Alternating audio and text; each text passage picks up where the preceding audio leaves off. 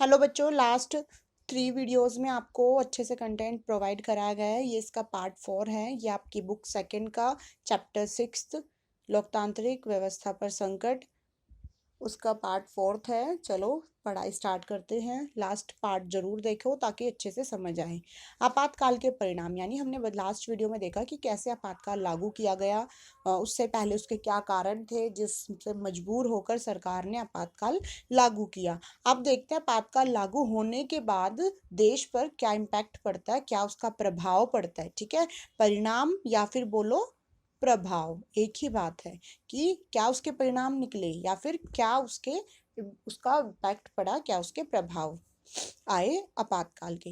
अब आपातकाल लगने के बाद बच्चों सत्ता का केंद्रीकरण हो गया था। यानी क्या हमने पढ़ा था ना, आपातकाल लगने से जो सरकार की जो सबको शक्तियां मिली हुई हैं वो सारी शक्तियां राष्ट्रपति के पास आ जाती हैं। यानी केंद्र सरकार के पास सभी शक्तियां उनके हाथों में चली जाती हैं, तो सत्ता का केंद्रीकरण हो गया। आपातकाल लगा, उसका क्या परिणाम निकला कि मौलिक अधिकार निलंबित हो गए। लोगों के मौलिक अधिकार भी छीन लिए जाते हैं। ऐसे समय में छीन लिए जाने का मतलब है कि वो अपने मौलिक अधिकारों का उपयोग नहीं कर सकता। उसके जो किसी भी व्यक्ति के मौलिक अधिकार सरकार के शासन से बड़े नहीं हो पाते हैं। प्रेस सेंसरशिप लग गई थी। यानी कि आपातकाल लगने के बाद ये परिणाम निकला कि आपातकाल के दौरान जिस सरकार ने प्रेस सेंसरशिप लगा दी। प्रेस सेंसरशिप का मतलब है कि अखबार या फिर पत्र पत्रिकाएं छपनी बंद हो गई थी। कोई भी व्यक्ति सरकार की आलोचना करके अपने अखबार या पत्रिकाएं नहीं बना सकता था। निवारक नजरबंदी का इस्तेमाल, निवारक नजरबंदी यानी आपातकाल का ये भी प्रभाव पड़ा, ये भी परिणाम निकला। ये कैसे है? नकारात्मक, अच्छे नहीं है ना, इससे लोग बहुत परेशान हुए थे। तो कई बार आपका क्वेश्चन आ भी सकता है कि इसके नकारात्मक प्रभाव बताओ। तो नकारात्मक, ये सभी नकारात्मक है। और निवारक नजरबंदी का इस्तेमाल किया गया आपातकाल के दौरान कि जिसको भी, निवारक नजरबंदी का मतलब बच्चों ये होता है कि जब भी सरकार को लगे, आशंका हो कि ये व्यक्ति अपराधी हो सकता है, तो केवल आशंका के आधार पर लोगों को गिरफ्तार करना निवारक नजरबंदी होता है। तो आपातकाल का परिणाम ये निकला कि लोगों को निवारक नजरबंदी की, यानी केवल आशंका के तौर पर लोगों को गिरफ्तार किया जा रहा था। हड़तालों पर रोक लगी। ठीक है, हड़तालों, जो भी लोग हड़ताल कर रहे थे, हमने देखा था जयप्रकाश नारायण जी के नेतृत्व में गुजरात और बिहार के बच्चों ने, जो युवा थे, कॉलेज के बच्चे थे, उन्होंने सरकार के विरुद्ध हड़ताल की थी। रेल कर्मचारियों ने भी हड़ताल की थी। तो ऐसे में जितनी भी हड़ताल या सरकार के विरुद्ध जो भी कार्यक्रम हो रहा था, उन सभी को रोक दिया गया था। आपातकाल के परिणाम में 42वां संशोधन भी हुआ था। तो बच्चों याद रखना, 42वां संशोधन किस दौरान हुआ था? तो आपातकाल के दौरान ही 42वां संशोधन भी किया गया था। आपातकाल लगने के बाद बहस बहस हुई। यानी बच्चों देखो, आपातकाल लगा ना, तो उस दौरान कुछ लोग तो पक्ष में थे कि भाई अच्छी बात है, आपातकाल लग गया, इससे हमारी व्यवस्था, लोकतांत्रिक व्यवस्था अच्छी हो गई। और कुछ बोलते थे कि इसकी नहीं, ये सही नहीं है। देखो, कोई भी, आप समझते हो ना कि कोई भी काम होता है उसका पक्ष विपक्ष दोनों ही होते हैं, लाभ हानि दोनों ही चीज होती हैं। तो ऐसे में जब आपातकाल सरकार ने घोषित किया तो लोगों में बहस खड़ी हुई कि कुछ उसके पक्षधर थे तो कुछ उसके विपक्षधर। तो हम पक्ष वाले लोगों के बारे में पढ़ेंगे, उनका क्या विचार था। अंदरूनी गड़बड़ के कारण आपातकाल लागू करना पड़ा। जो आपातकाल के पक्ष में, पक्ष यानी उसके फेवर में थे, जो मानते थे कि आपातकाल सही है, तो उनका मानना था कि आपातकाल को केवल अंदरूनी गड़बड़ी के कारण लागू करना पड़ा था। उसका कोई उद्देश्य नहीं था लोगों को सताने का। ठीक है, विपक्ष दलों को आपातकाल से परेशानी नहीं होनी चाहिए और बार बार धरना प्रदर्शन नहीं करना चाहिए। सरकार को काम करने देना चाहिए। ठीक है, विपक्ष के लोग बोलते थे कि आपातकाल के दौरान जो विपक्षी दल इसका विरोध कर रहे हैं, उनको ऐसा नहीं करना चाहिए, बल्कि, और ना ही धरना प्रदर्शन करना चाहिए, बल्कि आपातकाल के दौरान सरकार का साथ देना चाहिए विपक्ष दलों को। ये बात कौन बोल रहा है बच्चों? जो आपातकाल के समर्थक थे, जिन्हें अच्छा लगता था, यानी जिन्हें ये बात अच्छी लगी कि सरकार ने आपातकाल घोषित कर दिया। भारत के प्रगतिशील कार्यक्रम में अड़चन पैदा करनी नहीं चाहिए। ठीक है, पक्ष के लोग बोलते थे कि किसी को भी यानी विपक्ष लोगों को, जो आपातकाल के विरोधी हैं, उन लोगों को कोई भी प्रगतिशील कार्यक्रम में अड़चन पैदा नहीं करनी चाहिए। इंदिरा गांधी द्वारा आपातकाल लागू करने के कदम का भारतीय कम्युनिस्ट पार्टी ने समर्थन दिया था, क्योंकि भारतीय कम्युनिस्ट पार्टी ने पहले गठबंधन की सरकार बनाई थी 1967 में, तो इसीलिए कहा गया है कि उनके जो पक्षधर थे, इंदिरा गांधी जी की जो पार्टी थी, कांग्रेस पार्टी का समर्थन किया था भारतीय कम्युनिस्ट पार्टी ने।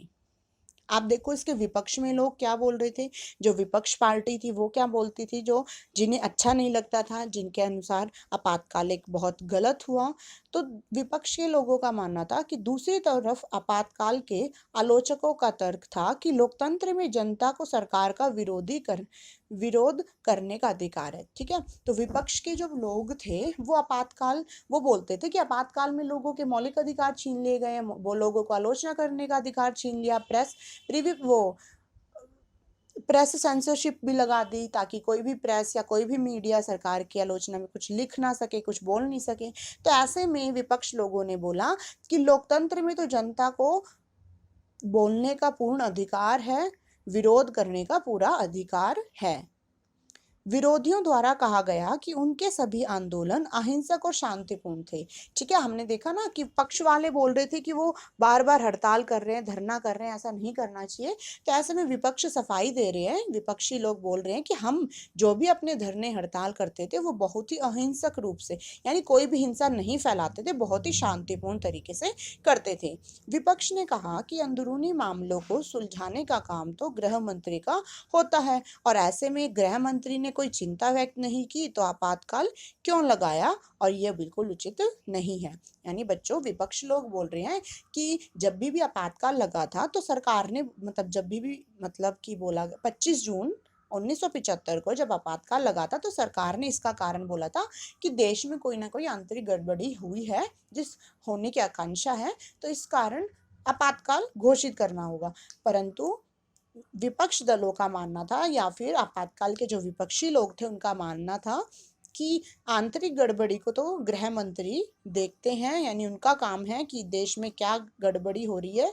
परंतु ऐसे में किसी गृह मंत्री ने कोई भी आंतरिक गड़बड़ी की आशंका नहीं दिखाई है, तो सरकार ने कैसे सुनिश्चित कर लिया कि आंतरिक गड़बड़ी है। ठीक है, तो इसीलिए लोग इसके विरोध में है कि सरकार ने खुद से ही ये बहाना बनाकर अपनी सरकार पर खतरा महसूस करते हुए केवल इसीलिए आपातकाल की घोषणा कर दी, और जो कि बिल्कुल भी उचित नहीं है।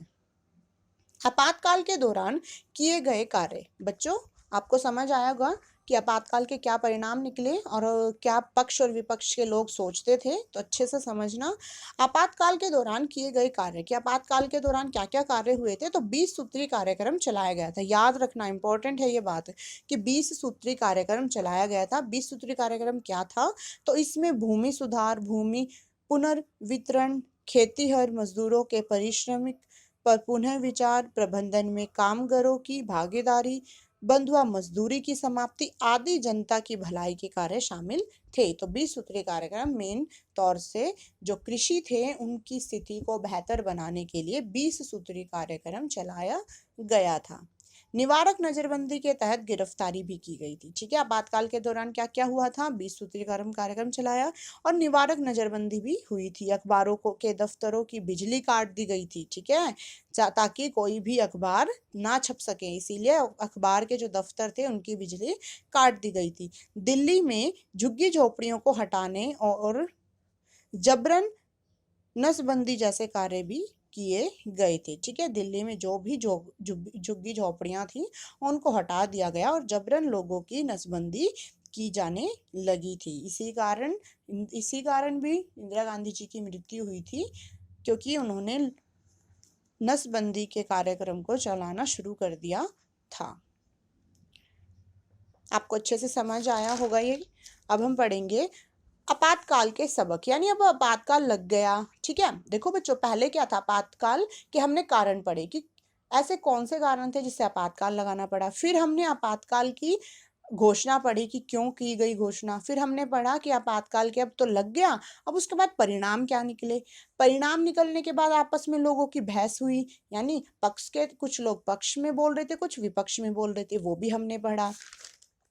हमने पढ़ा कि आपातकाल के दौरान क्या क्या काम हुए, 20 सूत्री कार्यक्रम चलाया गया, दफ्तरों की लाइट काट दी गई, दिल्ली की झुग्गी झोपड़ियों को खत्म कर दिया, नसबंदी जैसे कार्य चलाए गए, निवारक नजरबंदी के तौर पर लोगों को गिरफ्तार कर लेते थे। आपातकाल के सबक पढ़ेंगे अब हम कि आपातकाल से लोगों ने क्या सीखा या फिर सरकार ने क्या सीखा। तो आपातकाल के सबक, भारतीय लोकतंत्र की कमजोरी का पता चला। ठीक है, आपातकाल के कारण पता चला कि भारत में क्या, लोकतंत्र में क्या क्या कमजोरियां थी। यानी इससे देखो क्या कमजोरी का मतलब हमें ये भी मालूम पड़ा कि जो लोगों को मौलिक अधिकार देता है संविधान, लोकतंत्र जो देता है, वो मौलिक अधिकार सुरक्षित नहीं होते आपातकाल के दौरान। इससे ये कमी पता चली कि वैसे तो बोला जाता है कि लोगों के मौलिक अधिकार है, उसका हनन कोई नहीं कर सकता, अगर हनन होता है तो न्यायपालिका जा सकते हैं, परंतु ऐसा आपातकाल के दौरान नहीं हुआ और आपातकाल के दौरान लोगों के मौलिक अधिकारों का हनन किया गया। तो इसीलिए ये कुछ कुछ कमियां थी बहुत सारी जिनका पता चला आपातकाल के दौरान। लोकतंत्र को नष्ट करना बहुत कठिन है। एक आपातकाल से ये भी सबक मिला कि हम लोकतंत्र को कभी भी नष्ट नहीं कर सकते, यानी सरकार कभी भी निरंकुश बन ही नहीं सकती। ठीक है, कभी भी इस लोकतंत्र को नहीं मिटा सकती। लोग कहीं ना कहीं अपने हक से, अपने अधिकार से या अपने अपने ऊपर होने वाले विरोध की आलोचना करके अपने आप को सर्वोच्च दिखा ही देते हैं, यानी वो दर्शा ही देते हैं कि लोकतंत्र स्थापित है और हमने ही अपने प्रतिनिधि, अपनी सरकार को चुना है और सरकार हमारे भलाई में ही काम करेगी। केवल अंदरूनी गड़बड़ी की आशंका पर आपातकाल नहीं लगाया जाएगा, अपितु अंदरूनी गड़बड़ी के घटित होने के पश्चात ही आपातकाल लगाया जाएगा। आपातकाल का ये भी सबक मिला कि जैसे अब सरकार को कांग्रेस पार्टी को अपनी सरकार के ऊपर खतरा मंडराता हुआ प्रतीत हुआ, तो ऐसे में उन्होंने अंदरूनी गड़बड़ी का बहाना बनाकर आपातकाल घोषित कर दिया। परंतु अब आपातकाल का ये सबक मिला कि ऐसे कोई भी आगे से अंदरूनी गड़बड़ी का मुद्दा लेकर आपातकाल घोषित नहीं कर सकता। सरकार ने कहा, अब मतलब कानून में कहा गया कि जब तक अंदरूनी गड़बड़ घटित नहीं हो जाती है, ठीक है, तब तक आपातकाल की घोषणा नहीं की जा सकती है। ठीक है, केवल आशंका के तौर पर ही हम आपातकाल नहीं लगा सकते। आपातकाल हम तभी लगाएंगे जब कोई अंदरूनी गड़बड़ी घटित होगी। आपातकाल के दौरान लोगों के अधिकारों की रक्षा हेतु नीति संगठन बनाए गए कि आपातकाल के दौरान लोगों को किस प्रकार अपने मौलिक अधिकारों की या अपनी रक्षा करनी होगी। ठीक है, उसके लिए कुछ नीतियां, कुछ संगठन बनाए गए थे ताकि लोग अपने मौलिक अधिकारों को सुरक्षित रख सके। अब बच्चों देखते हैं लास्ट कि आपातकाल के बाद की राजनीति। आपातकाल होने के बाद, लगने के बाद, खत्म होने के बाद, 18 महीने बाद खत्म हो गया, उसके बाद कैसी राजनीति चलती है वो पढ़ेंगे। तो जनवरी 1977 विपक्षी पार्टियों ने मिलकर जनता पार्टी गठित की थी। तो याद रखना, एक एमसीक्यू में आ सकता है, जनता पार्टी कब गठित हुई, तो जनवरी 1977 को। पहले विपक्षी दल का नारा था कि इंदिरा हटाओ और अब हो गया लोकतंत्र बचाओ हो गया था। ठीक है, पहले जो विपक्षी पार्टियां थी, हमने पढ़ा था ना, सिंडिकेट बोलते थे इंदिरा हटाओ, इंदिरा हटाओ, या और भी पार्टियां जो विपक्ष में थी वो बोलती थी इंदिरा को हटाओ, इंदिरा को इस्तीफा देना चाहिए। परंतु अब उनका नारा क्या हो गया था, लोकतंत्र बचाओ, क्योंकि अब आपातकाल घोषित कर दिया और ऐसे में लोगों के सामने लोकतंत्र पर एक संकट प्रतीत हुआ। लोगों को लगा कि अब लोकतंत्र स्थापित नहीं रह पाएगा, इसीलिए विपक्ष दलों ने नारा लगाया कि लोकतंत्र बचाओ। लोकसभा चुनाव हुआ बच्चों, फिर जब आपातकाल खत्म हो गया उसके बाद लोकसभा का चुनाव हुआ 1977 में। ठीक है, ये छठा चुनाव 1977 में। इसमें कांग्रेस पार्टी को 154 सीट मिली और जनता पार्टी को 330 सीट मिली। और इसमें क्या हुआ कि जनता पार्टी जीत गई। देख ही रहे हो आप, ज्यादा वोट मिली, इसको नहीं मिल पाई क्योंकि इन्होंने आपातकाल लगाकर अपनी छवि को और बुरा बना लिया था कांग्रेस ने। पहले तो वो अपने वादे पूरा नहीं कर पाई, वादा पूरा नहीं करने पाने के बाद इंदिरा गांधी जी को केवल सांसद के रूप में रहना पड़ा और उन पर आरोप लगा असंवैधानिक चुनाव से जीती हैं वो। इसीलिए और लास्ट में फिर उन्होंने आपातकाल की घोषणा करके लोगों को और परेशान किया और कांग्रेस पार्टी को केवल कम ही वोट मिल पाई। और जनता पार्टी जो विपक्ष पार्टी थी, जनता पार्टी नाम है उसका, उन्होंने 330 सीटें जीती और विजय कहलाई। जनता पार्टी विजय रही और उस पार्टी से पीएम कौन बने बच्चों, याद रखना, इंदिरा गांधी जी के बाद 1977 के चुनाव के बाद हमारे नए प्रधानमंत्री मोरारजी देसाई बने थे। याद रखना, एमसीक्यू क्वेश्चन है कि 1977 में प्रधानमंत्री कौन बना था, तो मोरारजी देसाई। और उप प्रधानमंत्री चरण सिंह और जगजीवन राम, 2 बने थे। ठीक है। लोकसभा चुनाव 1980 में कांग्रेस ने, फिर 1980 में फिर लोकसभा चुनाव हुआ क्योंकि ये सरकार ज़्यादा समय तक शासन नहीं कर पाई, और 1980 में फिर दोबारा कांग्रेस का चुनाव हुआ और इसमें कांग्रेस ने जीत हासिल कर इंदिरा गांधी जी ने फिर दोबारा से सरकार बना ली थी। ठीक है बच्चों, आशा करती हूँ आपको अच्छे से समझ आया होगा। मेन इसमें यही है कि आपातकाल के क्या कारण रहे, क्या परिणाम निकले, कब घोषणा हुई, किस अनुच्छेद के अनुसार घोषणा हुई। ठीक है। और क्या क्या उनके कार्यक्रम थे, या 20 सूत्री कार्यक्रम किसे कहते हैं, ये भी पूछा जा सकता है। उससे क्या सबक मिला, या फिर देश को आपातकाल लगने के बाद किस तरह से संभाला जा सका। ठीक है। ये सभी कारण है। फिर लास्ट में क्या हुआ कि आपातकाल लगने के बाद जनता पार्टी सरकार, कांग्रेस पार्टी की बुरी छवि हो जाती है, वो नहीं जीत पाती और जनता पार्टी जीत जाती है और अपनी सरकार बनाती है, और उसमें प्रधानमंत्री मोरारजी देसाई बने थे। और फिर दोबारा वो ज्यादा शासन नहीं कर पाती, अपने 5 साल का कार्यकाल पूरा नहीं कर पाती जनता पार्टी, और फिर बीच में ही 1980 में चुनाव कराने पड़ते और इंदिरा गांधी जी फिर से ही शासन में आ जाती हैं। बच्चों, अच्छे से पढ़ना, डबल स्पीड भी कर सकते हो, ज़्यादा लॉन्ग वीडियो नहीं होती, मेरे किसी भी आपको चैप्टर की लॉन्ग वीडियो नहीं होगी, मिलेगी। बहुत शॉर्ट वीडियो में अच्छे से आपको समझाया गया, अच्छे से मेंशन है, सीरियल वाइज। बिल्कुल अच्छे से वीडियो को देखें और समझे। आने वाली वीडियोस में मैं आपको जयप्रकाश नारायण जी के बारे में, राम मनोहर लोहिया जी के बारे में, पंडित दीनदयाल जी के बारे में पढ़ाऊंगी, या फिर आपको इनके क्वेश्चन प्रोवाइड कराऊंगी ताकि अच्छे से आप समझ सके, इनसे रिलेटेड कोई भी इंफॉर्मेशन आए तो आप अच्छे से देख सकें। Thank you. अच्छे से चैप्टर समझ आया तो वीडियो को लाइक, शेयर और सब्सक्राइब ज़रूर करें। Thank you.